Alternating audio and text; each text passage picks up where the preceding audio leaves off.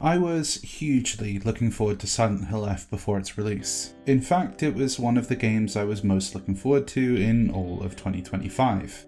Being both a huge Silent Hill fan as a kid, and the guy who, seemingly incapable of reading the room, would recommend Higurashi to all of my friends as a teenager, it showed huge promise.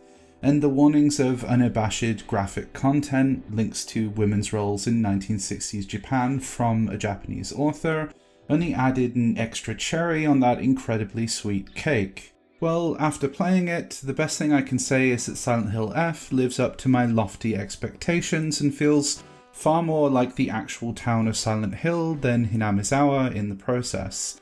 It's a tonally succinct work that adds to the legacy of Silent Hill more than the lore of the town, but it adds so deftly and with so much heart that it sits somewhere near the top of the entire series for me. I've been making videos for a little while now, and I've developed a bit of a sense for what clips are worth taking and where you can just skip out. I get things wrong, of course, but generally this skill has helped me avoid filling hard drives up with videos I've never actually needed. I lost this sense entirely while I was playing Silent Hill F.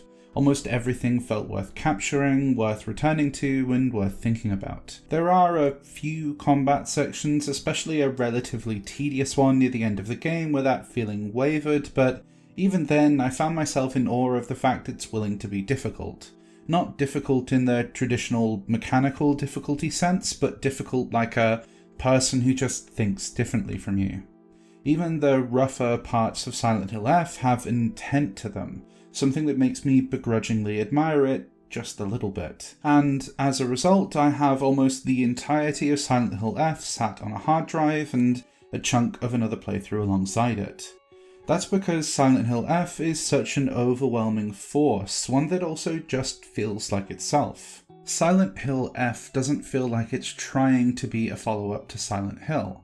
It feels like a work that can stand on its own 2 feet and yet doesn't feel detached at the same time. If you'll give me just a few minutes, I'll tell you why I think that.